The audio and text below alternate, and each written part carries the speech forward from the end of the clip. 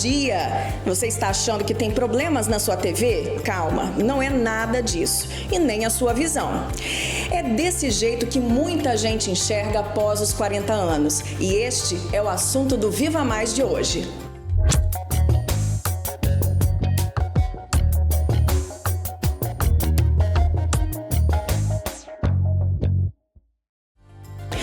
Aliás, antes de começar, produção, por favor, me dá meu óculos. Muito obrigada. Agora eu tô enxergando melhor. Você que fez 40 anos, de repente, percebeu que estava tudo embaçado, uma bula de remédio já não dá mais para ler? Então, a gente vai conversar agora com um especialista para saber o que acontece com a nossa visão depois dos 40 anos. Acompanha aí. Quando Sheila fez 40 anos, de repente percebeu que a visão já não era mais a mesma. Foi automático. Quando eu fiz os 40, já comecei a afastar meu celular do campo de visão. E foi progredindo e agora tá péssimo. Por via das dúvidas, ela buscou o oftalmologista. Fez exames, incluindo a tomografia, para garantir uma avaliação completa. Óculos, na verdade, é uma necessidade, mas não uma obrigação. Foi isso que ele disse. Que fica a meu critério. A questão é que eu vou parar de enxergar. Não vai me atrapalhar em nenhum... Nada corriqueiro, a cozinhar, essas coisas, mas para leitura, força muito. Mas só isso, vida normal. E para entender melhor o que acontece com a nossa visão após os 40 anos, eu já estou aqui com o Dr. César Ronaldo, que é cirurgião do Hospital de Olhos. Dr. César Ronaldo Filho, né? Dr. César, e o que acontece com a nossa visão após os 40 anos, né? Tem um envelhecimento que vai acontecendo naturalmente? Explica pra gente. Todo mundo que já chegou aos 40 anos começa a perceber algumas diferenças na visão. Então, o braço fica mais curto, tem dificuldade para ler de perto, ou quem tinha um grau já estável há muitos anos, depois dos 40, 45, vê que esse grau começa a mudar, tem que ajustar o óculos, ou alguma dificuldade visual à noite. Então, são mudanças que o olho começa a passar. Basicamente, isso acontece porque algumas partes do olho iniciam um processo de envelhecimento. E aí a gente pode dividir em duas partes, tá? A primeira parte é a parte de superfície ocular, que é uma coisa que a gente vê muito hoje, que é o ressecamento do olho. Então hoje a maneira que nós usamos o olho mudou muito. O tempo de exposição às telas aumentou muito nas pessoas e é uma coisa que eu acho que nós não vamos conseguir nos livrar disso. Então a gente tem que se adaptar, né? Então a gente vê hoje queixas de olho seco, já tem a síndrome do uso do computador, né? Que o olho arde, queima no final do dia, embaça um pouquinho. Isso tudo está relacionado com a parte de lubrificação e exposição do olho. E a outra parte é a presbiopia, a famosa vista cansada, que é como quando uma das lentes do olho inicia um processo de envelhecimento. Então dentro do olho, quando a gente pega um olhinho, isso aqui é o olho da gente, a gente só vê a partezinha da frente, mas aqui na frente a gente tem uma lente chamada córnea, que a lente fica na frente do olho da gente. Essa lente, depois de uma certa idade, ela não muda mais. A gente tem o outro aqui que dá para mostrar um pouquinho também, né? Que dá para tirar. Essa lente da frente, ela não muda mais. E dentro do olho nós temos uma segunda lente, que é o cristalino. Essas duas lentes juntas, elas vão dar o foco do olho, tá? O cristalino, que é a lente interna, ela tem a capacidade de contrair e relaxar. E ela faz o ajuste fino do foco. Então a gente consegue focalizar para perto, focalizar para longe. Depois dos 40 anos, a gente vai perdendo essa capacidade, porque a lente ela vai envelhecendo, ela vai enrijecendo, ficando mais dura. Então, à medida que a gente vai ficando mais velho, a gente não consegue mais ver para perto. Quem tem miopia consegue compensar um pouquinho ainda, mas a gente perde a capacidade de mudar o foco do olho para perto e para longe. Então, presbiopia é uma condição que todas as pessoas vão ter depois de uma certa idade. Sim. Tá?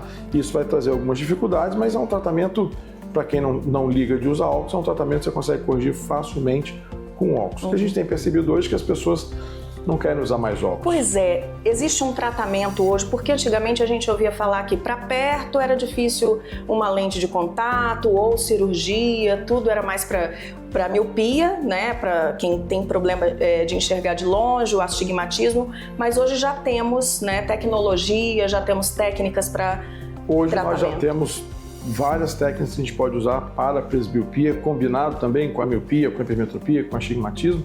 Basicamente, o que o médico vai fazer, ele vai mexer em uma das duas lentes do olho. Ou ele vai mexer na córnea, que é a lente da frente, ou ele vai trocar o cristalino, que é a lente interna. Então, via de regra, quando o paciente já tem um cristalino com muitas alterações, ou um início de catarata, ou uma catarata, ou um cristalino já doente, a gente opta por trocar o cristalino e implantar uma lente intraocular. E essa lente ela pode ter grau só para longe, grau para perto e para longe, grau para perto, longe, astigmatismo, ou grau para perto, intermediário, longe, ou seja, uma lente feita sob medida para o paciente para compensar todas essas diferenças de grau que ele não consegue compensar. Tem né? um momento certo para isso, né? Tem um momento certo para isso. Porque as pessoas também têm pressa, né, de enxergar melhor, de não usar o óculos, mas existe uma hora certa que o médico vai avaliar. Sim, tem uma hora certa. A outra opção que a gente tem quando o paciente não tem uma alteração de cristalino é mexer na córnea. Então, ao invés de você mudar a lente interna do olho, você faz um tratamento de superfície que a gente fala. Então, imagina uma lente de um óculos, quanto mais grossa a lente, mais grau ela tem. Então, se você quer tirar grau dessa lente, você vai afinar essa lente. Então, na cirurgia só com laser, o laser vai trabalhar na superfície da córnea e vai afinar essa lente. Afinando um pouquinho, eu vou tirar o grau do paciente. Quem é hipermétrope, a gente vai afinar um pouquinho mais na periferia.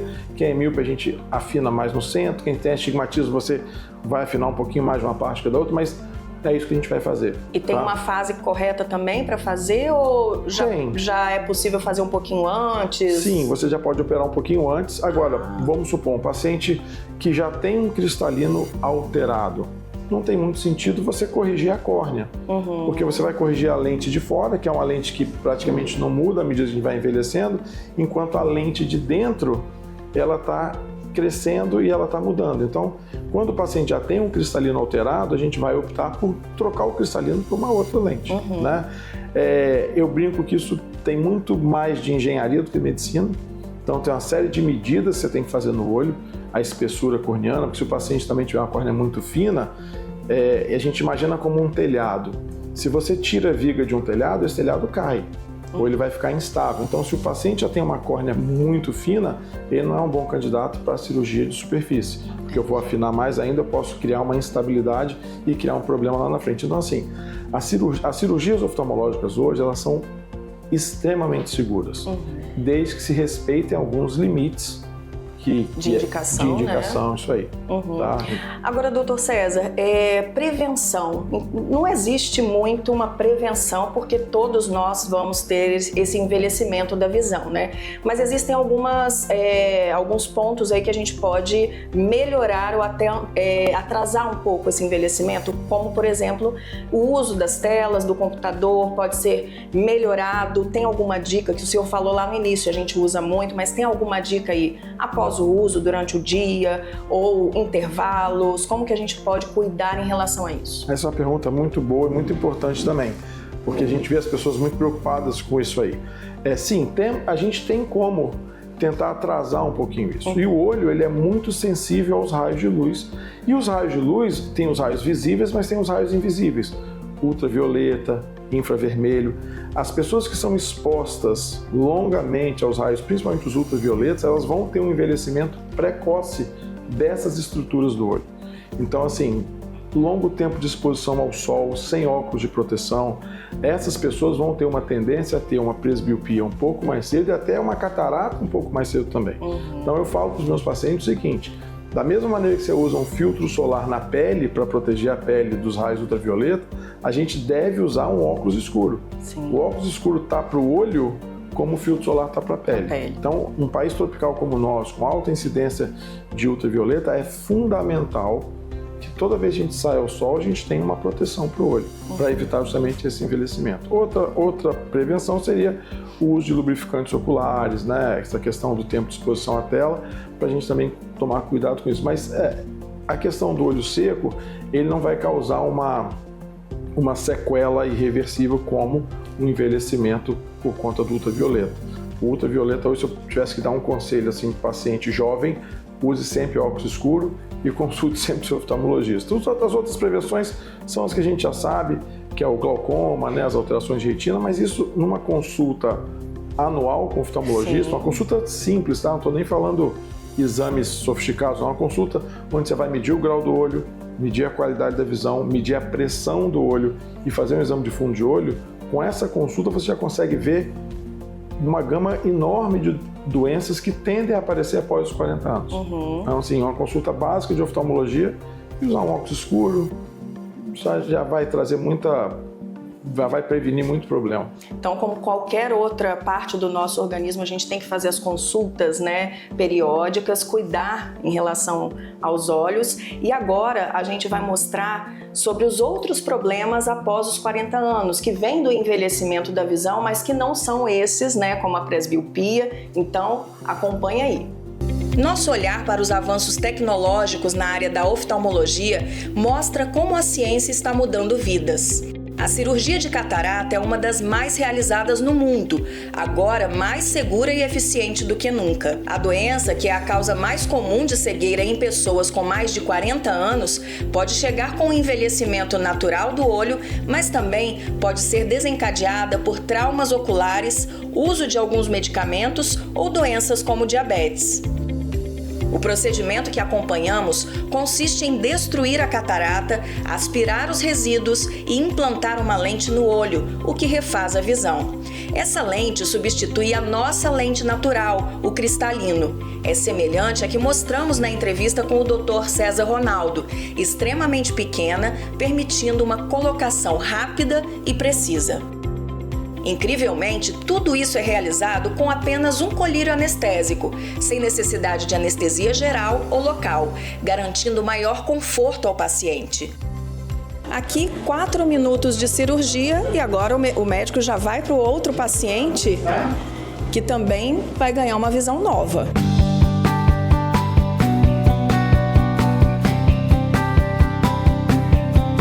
Dona Geni, 4 minutos de cirurgia e a senhora está aqui, parece que nada aconteceu, né? É isso mesmo, nada parece que aconteceu. E o que a senhora tinha, como que era a visão antes? Olha, eu estava usando óculos de 3 graus para perto e 1 para longe. Então, toda hora tirava, colocava óculos? Tirava e colocava. Então, e tentava não usar, porque eu tinha rejeição seríssima. Mas para dirigir à noite, eu senti uma dificuldade maior. E parece que com óculos eu senti que piorava. E foi onde ele explicou, está na hora de fazer a catarata. E agora só boas expectativas, só usar esses olhos aí claros. Isso aí. Não, mas é muito bom, gente. Recomendo mesmo, vale a pena. E eles dão a liberdade. Eu posso estar amanhã assistindo a televisão, vendo o meu celular. Eu não posso me abaixar, entendeu? Assim, coisa e tal. Mas posso estar lendo, não tô presa a nada. Então a melhor coisa foi fazer essa cirurgia? Com certeza, com certeza. Meu óculos zerinho lá, que eu paguei caro, vou ver o que eu faço com ele lá. Ai, mas que bom, né? Muito bom, muito bom. Sair do óculos é muito bom, né? Poucos minutos após o procedimento, Dona Geni já estava pronta para sair, sem incômodo e ansiosa por um mundo em alta definição. Ela já havia operado um olho na semana anterior e agora, com a cirurgia do outro olho, a visão deve melhorar consideravelmente. E a melhor notícia, Dona Geni não vai mais precisar de óculos. E no próximo bloco você vai ver, a saúde ocular é um cuidado constante. Desde a infância, é importante fazer exames regulares para detectar problemas precocemente. O Viva Mais volta já!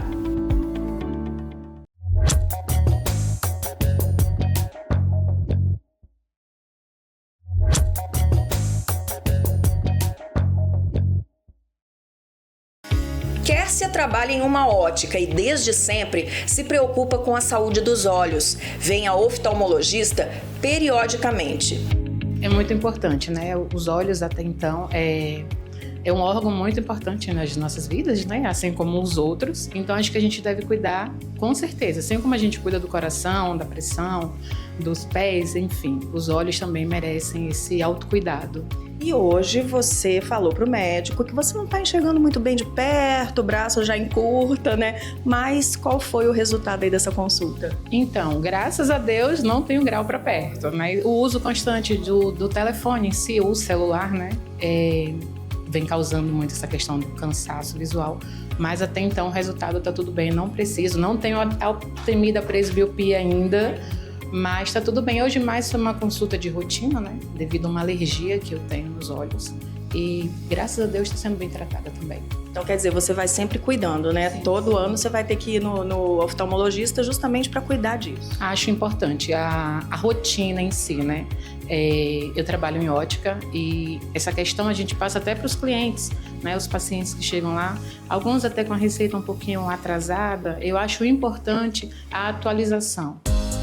É grande o impacto da falta de consultas preventivas na saúde dos olhos. 90% dos casos de deficiência visual são previsíveis ou tratáveis. Os dados são do Conselho Brasileiro de Oftalmologia. Um relatório feito pelo CBO estima que existam mais de 1,5 milhão de pessoas cegas no país. A maioria está em grupos economicamente vulneráveis, mais de 900 mil pessoas, segundo o Conselho.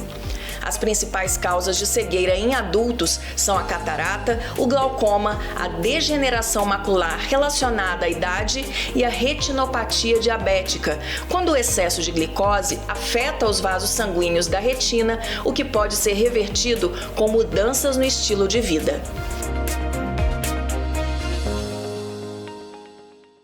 E a maior parte desses casos de cegueira vem após os 40 anos, com o nosso envelhecimento. Para a gente conversar sobre o assunto e entender melhor o que acontece, eu vou conversar com o Dr. Renato Vieira, que é oftalmologista.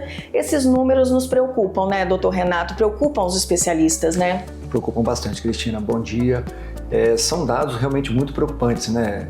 A quantidade de pessoas que a gente acaba recebendo no dia a dia com casos que, se eles tivessem sido devidamente diagnosticados, devidamente acompanhados, tratados na época e de forma correta, são casos que eles eram evitáveis. E a gente sabe o impacto que isso traz, tanto na vida pessoal, quanto na parte profissional e financeira dessas pessoas. Acaba gerando um impacto muito grande, né? Esses números a gente vê que estão entre a população mais vulnerável. Ainda é difícil o acesso à saúde ocular, né, aos tratamentos, diagnóstico precoce.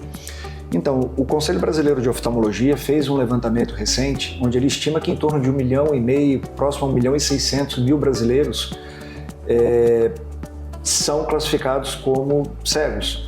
E a grande parte desse número, né, é composto por pessoas em situação vulnerável, em situação de baixa renda, justamente pessoas que têm uma dificuldade maior para ter acesso ao diagnóstico e ao tratamento. E são justamente essas pessoas que acabam sofrendo mais por tudo isso. Uhum. Isso acaba gerando uma situação muito complexa, né, para a própria pessoa, claro, né, para a família, né, e para todo mundo que está ali no entorno. Sim. E aí, quais os tipos de doenças, né? A gente falou da presbiopia, né, daquelas doenças que chegam com a idade que a gente consegue tratar, né, consegue resolver. Mas sobre as doenças mais graves da visão, quais são os tipos aí que vocês tratam aqui, fazem um diagnóstico?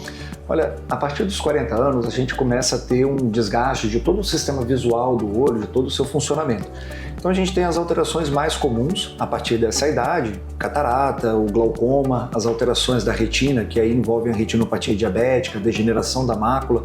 Essas alterações, quando elas são diagnosticadas, a gente consegue ter uma estratégia de tratamento para evitar que o caso acabe chegando até uma cegueira mais avançada, né? Uhum. E o tipo de diagnóstico, né? O diagnóstico precoce, ele pode salvar, né, muitas vidas até, porque dependendo do caso, o problema pode começar nos olhos e atingir o resto do corpo do paciente, né? Então, o diagnóstico precoce é fundamental?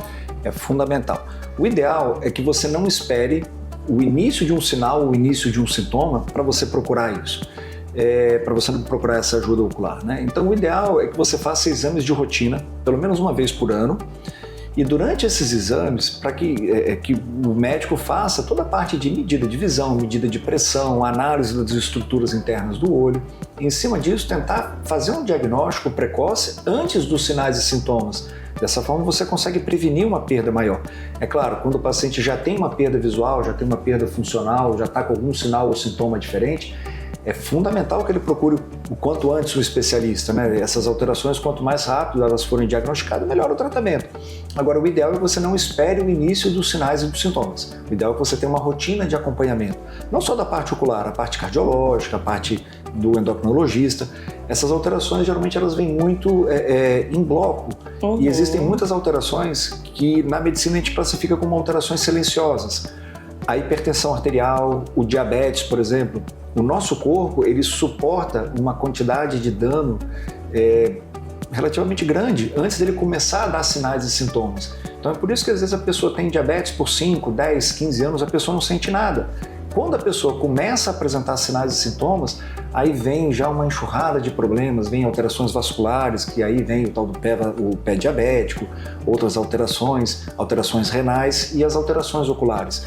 E aí o problema é que quando o paciente começa a ter os sinais, até ele procurar um especialista, quando ele já chega com dano. E aí a gente tem que correr atrás disso aí. O ideal é você fazer um diagnóstico precoce enquanto o paciente ainda não tem os sinais e sintomas. Dessa forma você identifica as alterações, você começa a fazer uma programação de tratamento. Inclusive o próprio diabetes, às vezes você faz uma análise do fundo de olho, você detecta alterações precoces e às vezes acontece de você orientar o paciente, olha, procura um colega, procura um endocrinologista porque tem alguma coisa vascular aqui diferente. E aí, tratar a causa, né? Exatamente. E aí o paciente vai atrás, ele acaba às vezes fazendo um diagnóstico do diabetes pelo exame de rotina ocular. Então o nosso corpo, no fundo, ele está todo integrado, né? Sim. Todos os órgãos, todos os sistemas, eles têm que funcionar ali em conjunto, em harmonia. Agora, a gente viu ali que nos dados, né, que 90% dos casos de cegueira são preveníveis. Hoje, o que a gente tem de mais moderno para fazer esse diagnóstico? Que antigamente a gente não tinha esse acesso, né? Então, hoje a gente dispõe de uma série de tecnologias, né, que vão auxiliar a detectar alterações cada vez mais iniciais. Antigamente você tinha que esperar que o paciente tivesse um sangramento, uma hemorragia, uma perda de visão para você conseguir ir atrás e fazer um diagnóstico. Hoje você consegue detectar alterações na microvascularização do olho. Então uma série de exames como a retinografia, a angiografia, a tomografia, a angiotomografia, são exames que a gente tem hoje no nosso arsenal, né, de diagnóstico para justamente tentar identificar essas alterações precoce. Agora, para isso, a gente conta com uma outra arma, que essa sim é fundamental, que é a informação. O paciente ele tem que receber essa informação. A informação ainda é a maior arma para o diagnóstico precoce, né? Em vários organismos, em várias outras áreas do nosso corpo. Importante a gente ter o nosso oftalmologista, né? Igual a gente tem um dermatologista, tem um gastro, um geriatra, né? A família ter esse profissional, né, que auxilie. Agora, doutor Renato, os sinais de alerta, a gente sabe que a gente tem que procurar a causa, fazer o tratamento, mas se o paciente não teve nenhum sintoma ainda, né, quais os sinais de alerta para procurar logo o oftalmologista e salvar a visão? Alguns sinais acabam chamando mais atenção, né? Então, por exemplo, a pessoa quando ele começa a notar a presença de uns pontinhos pretos andando, né, a gente chama de mosca volante. Então, a presença de moscas volantes, flashes, raios, relâmpagos, sombra, tem uma área da visão, uma perda de campo visual, tem uma cortina, uma mancha escura aparecendo aqui, perda de nitidez, perda de foco. Uma coisa que parece simples, mas de vez em quando a gente recebe no consultório, o paciente às vezes não tem o hábito de fazer um teste simples, fechar um olho, fechar o outro olho, e às vezes durante uma consulta de rotina a gente descobre que o paciente não tem a visão de um lado. Olha só. Então essas alterações, perda de nitidez, perda de foco, qualquer outra alteração na visão, moscas volantes, flashes, raios, sombras, aí sim é importante procurar o quanto antes. Lógico, outros sinais como dor, hiperemia, um olho vermelho, lacrimejamento, isso tudo são sinais, né, que a pessoa tem que notar que tem alguma coisa diferente. Tá diferente? Procura um colega, procura um especialista para fazer uma avaliação, porque isso pode ser o início de um processo mais complexo. Então, para a gente finalizar, eu quero só que o senhor dê o recado para as pessoas que estão assistindo, né? A gente vai voltar naquele número, 90% dos casos de cegueira são preveníveis, né, doutor? São, com certeza. É super importante manter os seus exames em dia, não só a parte oftalmológica, manter o seu cardiologista, manter o seu gastroenterologista, o seu endocrinologista e outras áreas que têm as suas rotinas, né? A gente tem tanto cuidado com outras coisas da nossa vida, né? Você leva seu carro para fazer manutenção, você troca o óleo do carro na época certinha, você não espera ele bater o motor para levar para trocar o óleo, né? Então, poxa, se a gente faz a prevenção com o carro, cuidar do nosso organismo, nosso corpo é uma máquina maravilhosa, mas que também precisa de atenção, precisa de cuidados, precisa de manutenção e precisa das revisões. Com relação à parte ocular, a recomendação, desde que a pessoa não tenha nenhuma outra alteração mais complexa, pelo menos uma vez por ano, fazer um check-up ocular completo, medida de pressão, fundo de olho, grau. Caso tenha alguma coisa a mais, aí siga a orientação do seu oftalmologista, que ele vai ajustar esses intervalos de acordo com a sua necessidade. E para viver mais, né, é muito bom ter uma visão melhor para a gente curtir a vida, né, os ambientes, a natureza. Então, fica aí a dica, doutor Renato, muito obrigada pelas orientações. E você que quiser assistir aí o programa, pode entrar no nosso canal no YouTube e também, se tiver alguma pergunta para os especialistas que a gente sempre entrevista aqui, manda aí no direct, manda sua pergunta que a gente sempre vai esclarecer. Um ótimo domingo e até a próxima!